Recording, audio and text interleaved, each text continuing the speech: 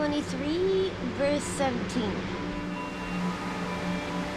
You shall have peace, and to everyone who walks according to the dictates of his own heart, they say, no evil shall come upon you.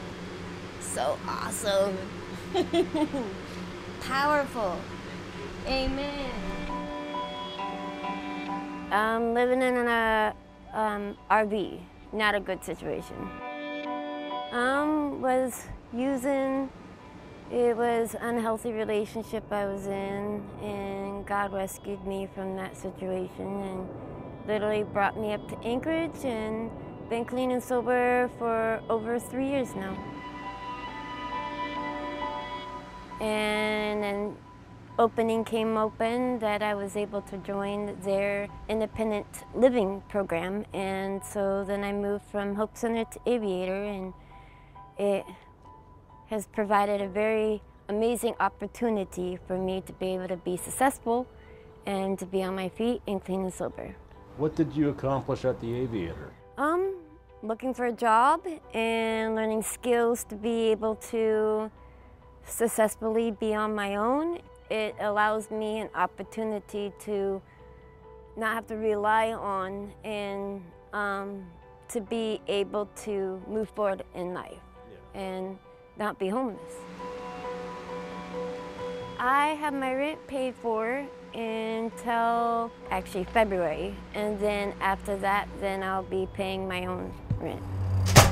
I work at Subway, and I also babysit. I am a center artist working on trying to be a shift manager.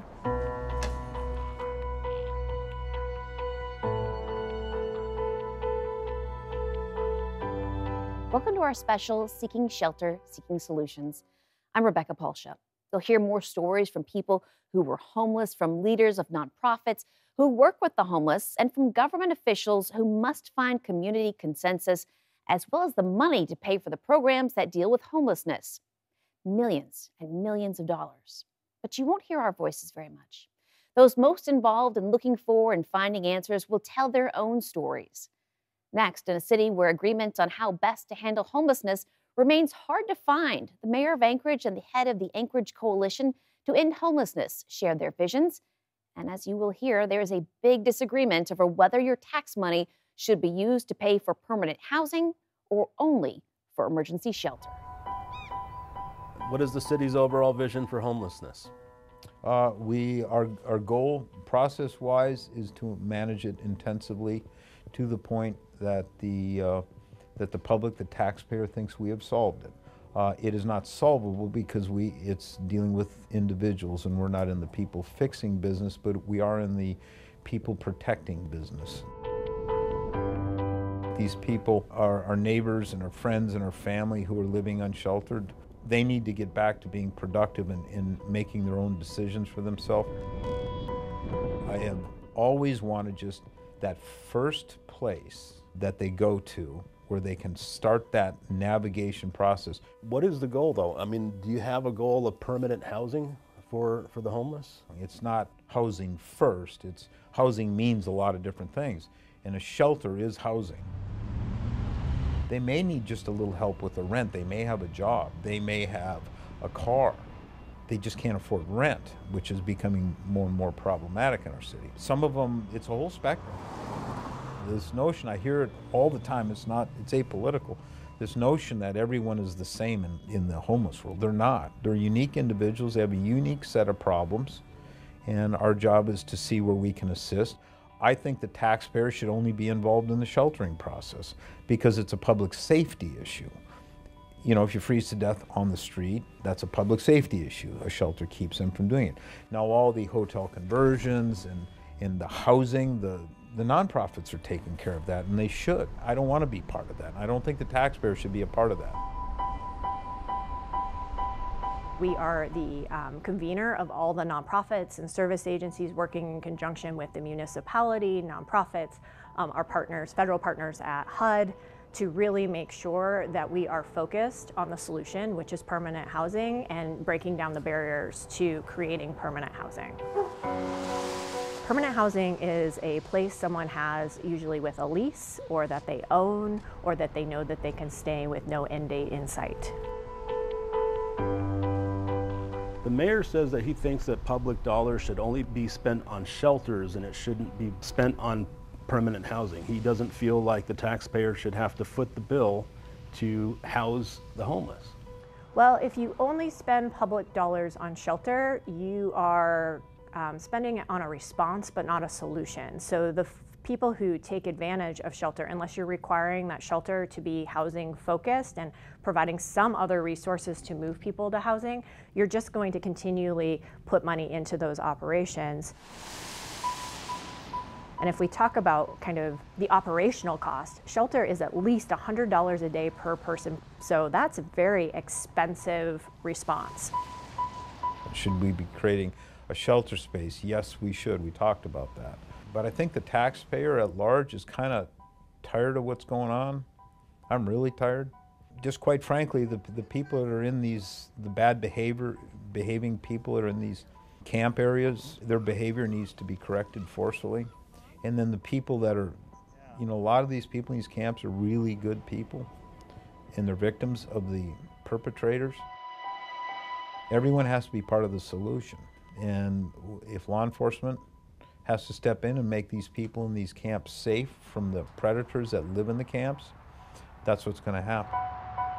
So on a yearly basis, about 11,000 people touch the homelessness prevention and response system. Less than 50% of those spend a night in emergency shelter, meaning they are able to maintain or be rehoused very, very rapidly. And we know less than 5 to 7% are unsheltered. So really, the problem everyone talks about, which is the people who are unsheltered, is such a small portion of the people we actually serve.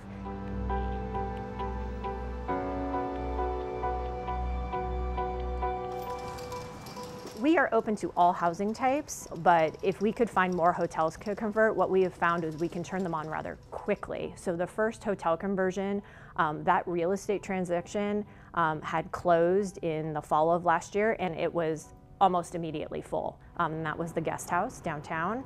The lake house has already got tenants moving in, and this is all less than 18 months from when we first conceptualized converting hotels. So it is a rapid response if we can keep everyone pulling in the same direction. Next, we travel to Houston, Texas to see what lessons can be learned about solving homelessness in the Lone Star State.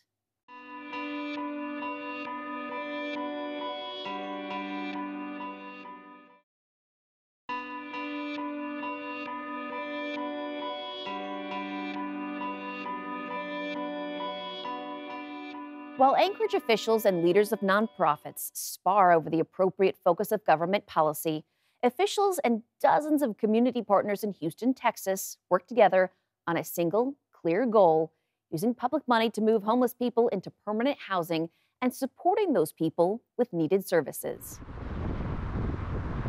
We've really created a collective system here. We don't like to always talk about collaboration because that can be a loaded term. When I ask one executive director if they collaborate with another, they'll say, sure. We say, well, tell us about that. And they'll explain, well, they go to lunch with the other executive director every other month, and during the holidays, they do a sock drive. What we're talking about here is collective impact, where the day-to-day efforts and resources are intertwined and coordinated to maximize impact. So we have over 100 different agencies all working together on one united plan with shared goals and shared strategies to ultimately move the needle on reducing homelessness. You want to do that? The second reason we've been able to have success in Houston is because we are housing-based. We are not a shelter-based system, we're a housing-based system. We have limited funds for a major problem out there. So where can we invest those dollars to get the biggest return for that investment? And the data shows it's housing. And so we have gone all in on housing with services, and because of that, we're able to finally reduce homelessness after decades of increases. My name is John Nichols. I've been living here in this particular apartment now for about 7 years.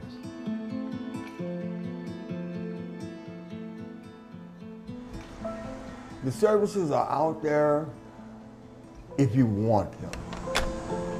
You know, they offer the services, and it's up to the individual how bad they want it. And this is my associate degree that I just earned this past May. With the benefits that I get, I'm able to pay my bills, my utilities, and my insurance, and my insurance on my kids. But I usually get up in the morning and take me a walk around as exercise, and I stop and speak. And the kids, they know me as Mr. John. And when I'm doing my grocery shopping, get them all together and cut it up and share it with them. And then I give them a little pep talk, you know? Very grateful for what I have now compared to the things I've experienced in life. That's your continued blessing to be upon us all. Yeah, and then getting to the point of the age that I'm at, yeah, you have to be grateful.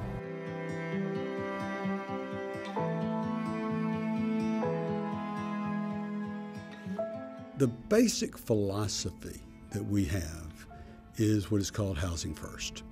And housing first, many people don't understand that. They think that's just moving someone from an encampment into a house. It's really much more than that. And it's part of that success that we have a tripod of effort for someone to have housing. It first means a real housing unit. Normally an apartment with a lock and a key and a lease in the person's name, air conditioning, heating, a refrigerator, cooking area, bedroom, a place where someone can live long after they overcome the trauma of being homeless. The second part is subsidy for that unit. I don't think I'd be alive if I didn't get into a place.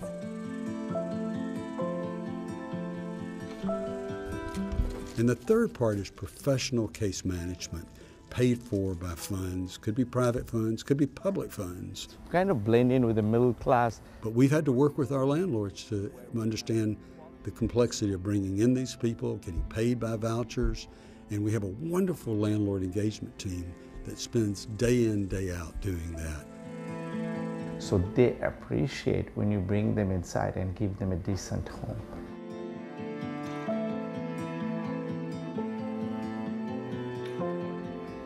Most of them don't have much. They come with nothing.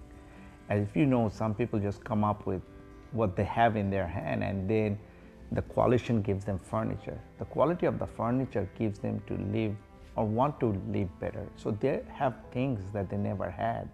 So they take care of them, they treasure them, because that's all they have. They pay full rent, they don't get any subsidized, they don't pay any less. Are all 40 of these people taking care of their properties pretty well? I would say so. I mean, there might be some one or two exceptions, but that's the same thing with any other businesses, right? You wouldn't have a perfect world. And I think that's the first thing I have heard from my tenants that are homeless, that when they see that they're being treated just like other tenants who are paying from their pocket, gives them the self-esteem that they need.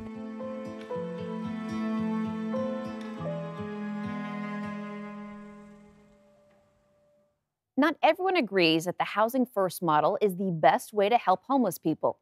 When we return, an Anchorage group that practices what you might call a fixing the person first model.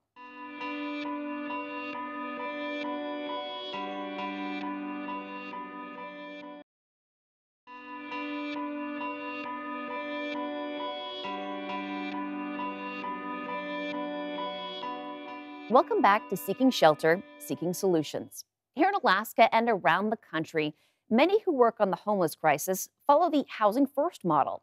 That generally means the priority is finding shelter for homeless people and then offering wraparound services to treat whatever issues those individuals face.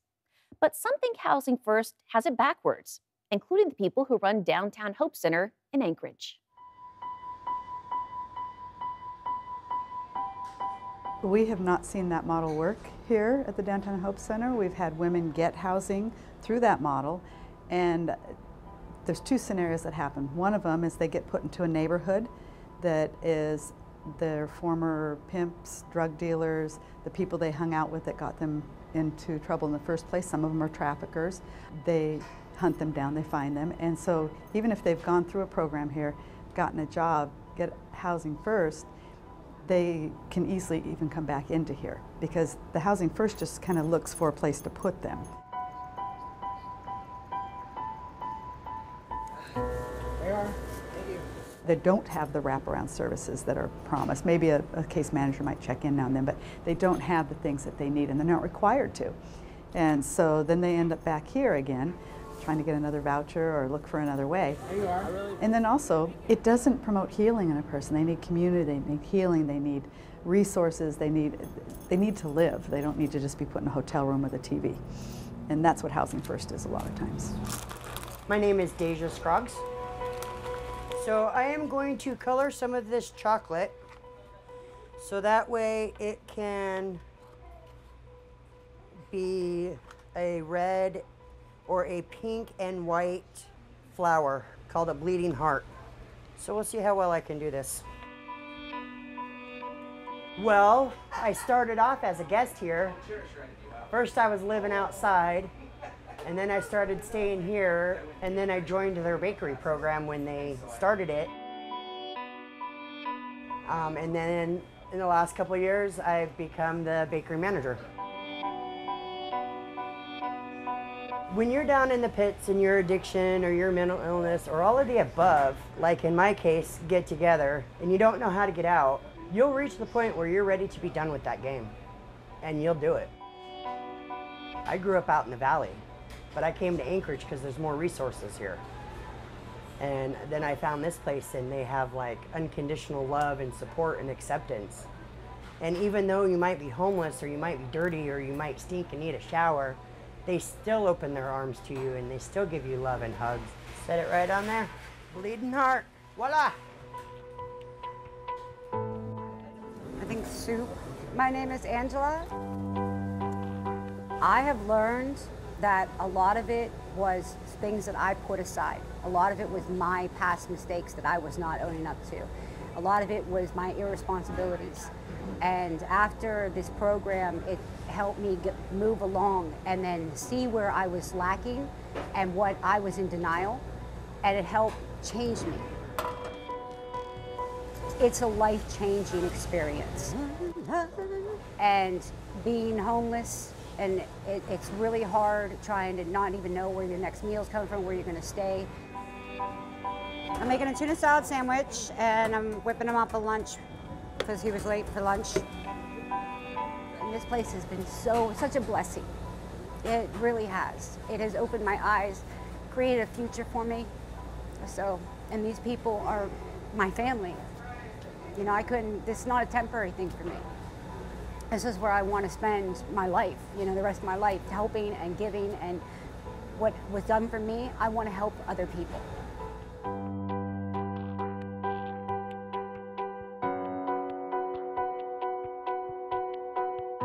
You get them their initial care there. It's a safe place, men, women. Is there anything I should? Then they're able to go to detox, have a detox there, have a recovery, have the whole vocational training, have some little shops around them that they could, you know, the bakery, the coffee shop, have a thrift store. So there's places where they can work while they're in the program. Then you have a community that is growing, and people can come in and come out the other side a year later, fully confident that they can go out. Sherry Laurie calls the system at Hope Center Housing Plus rather than Housing First. Next on Seeking Shelter, Seeking Solutions, we return to Houston, Texas, where our investigative team came across an unusual situation, a group of dedicated volunteers who refused to obey a city law that forbids feeding groups of homeless people outside of city-designated areas. Dozens of volunteers have been ticketed by police, but the meal effort goes on.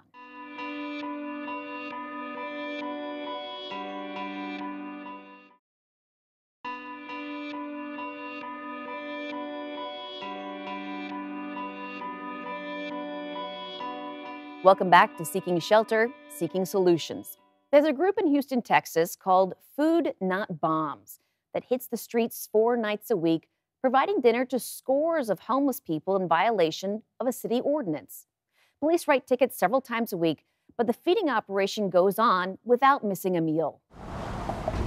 lot of people buy food out of their own pockets. They make potatoes, pastas, we got fruits, vegetables. You know, the whole idea is to serve a healthier alternative out here, which they don't get in other places. Yeah, you guys need some fruit. If you move everyone 1 inch, they go 2 inches. Space, we have like a couple plates here. Yeah, like right here, right? Can we start? Can we start? Yes. Food Not Bombs is an organization made of strictly volunteers that feed the hungry people in Houston, near the downtown area. On a daily basis? 4 times a week. Who's next? Here you go. Appreciate it. Thank you. All right, no problem. The mayor and the city of Houston have started to enforce an ordinance that was put back on the books a while back, saying that it is illegal to feed more than 5 people on private property in Houston. He'll give us a warning first, and then he will give us a ticket, which we will have to go to court for. It is illegal to feed our friends who are hungry. We have a taquito, cupcake, noodles and veggies, some like fruit, and a peanut butter and jelly sandwich, and water. My pleasure. We're serving a need, we're helping a need. We're not solving a problem, but we're helping a problem. We're feeding people who are hungry. You go ahead though. And I don't see anything wrong with that. I don't think that just because we're in a place where, in the city of Houston, which is a very large city, that we should think that we are trying to hide our homeless population. We're not embarrassed about it. We should embrace it and help the ones that want to be helped, which I think is great if they want housing. But guess what? Not everyone needs housing. We have a lot of people that do get housing, but once they get housing doesn't mean that food magically appears in their refrigerator. A lot of them don't get food stamps. A lot of them live in food desert areas. And so they know that they can come down to Houston, downtown Houston, and where we'll be and where we're gonna serve. Here you go.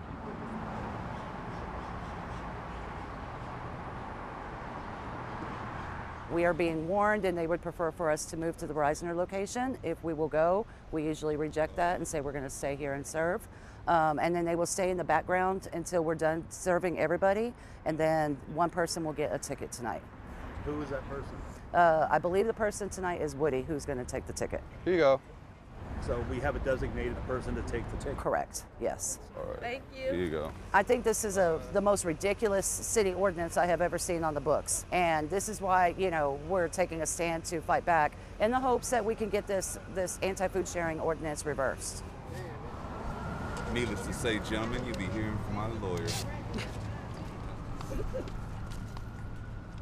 Oh, I'm sorry.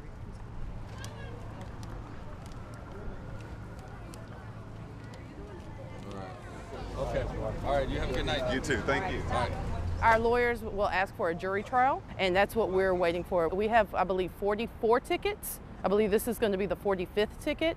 A variety of volunteers have gotten those tickets. This is my first ticket? Very first ticket. John's been with us for years. I was there from the very beginning. I'll be there till the very end. As you just saw, disagreements over how to solve the problems of homelessness occur all across the country as governments and community leaders here in Anchorage continue to debate ways to get homeless people off the streets and into safe places. Alaska's News Source will continue covering the story every step of the way. To watch our investigative team's full Seeking Shelter, Seeking Solutions series, including our unedited version of the interview with Anchorage Mayor Dave Bronson, you can head to our website at alaskasnewssource.com.